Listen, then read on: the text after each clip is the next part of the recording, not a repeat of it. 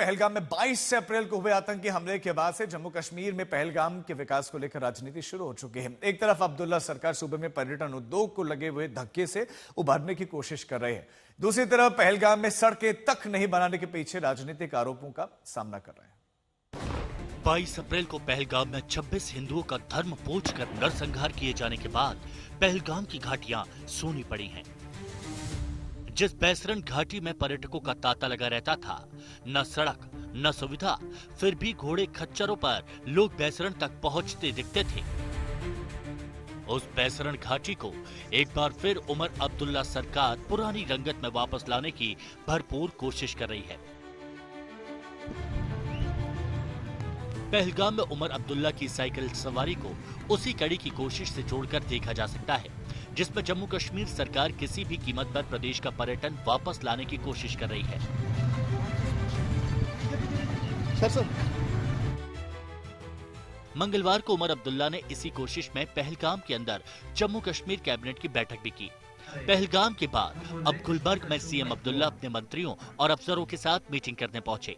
CM Abdullah के पिता फारूक अब्दुल्ला तो आने वाले सावन महीने में धार्मिक पर्यटकों और तीर्थ यात्रियों की होने वाली यात्रा के लिए आह्वान तक करते दिख रहे हैं।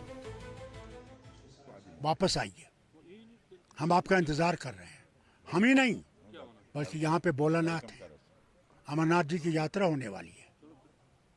ज्यादा से ज्यादा आइए, हर तरफ से आइए कि अपने घर जब जाएंगे आप उनको बताएंगे कि उसने कितनी खूबसूरती दी है और किस तरह लोग यहाँ उनका इंतजार करते हैं। हालांकि पहलगाम में हुई आतंकी वारदात के बाद देश विदेश के पर्यटकों का भरोसा स्थानीय लोगों से लेकर सुरक्षा तक पर से उठ गया है।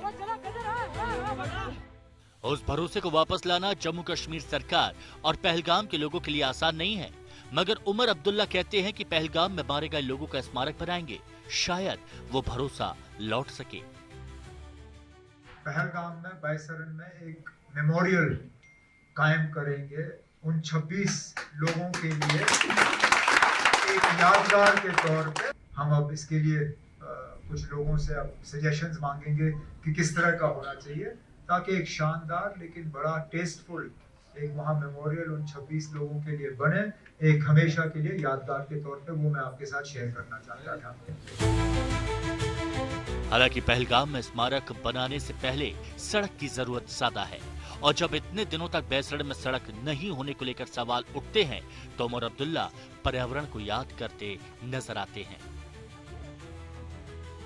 उमर साहब, क्या बैसरा रोड में लोकल पॉलिटिक्स ने जो है रोडे अटका है, जिसकी वजह से आज तक रोड नहीं बन पाया है? जाहिर सी बात है, अगर रोड होता तो शायद इतनी कैजुअलिटियां नहीं होती। फिलहाल अभी तक मैंने इस तरह की सियासी बातें नहीं सुनी। जंगल में है, जंगल में अगर हम सड़क बनाना शुरू करते तो शायद आप में से कुछ लोग कहते कि ना देखो जी ये पेड़ काट रहे हैं, तो हम हर तरफ से मार खाते हैं। हालांकि पहलगाम हमले के बाद सुरक्षा के नजरिए से बैसरन घाटी तक सड़क की दरकार हर कोई महसूस कर रहा है, क्योंकि माना जा रहा है कि सड़कें होती तो सुरक्षा भी होती, और सुरक्षा होती तो आतंकवादी इतनी आसानी से नरसंहार करके वहां से भाग नहीं पाते।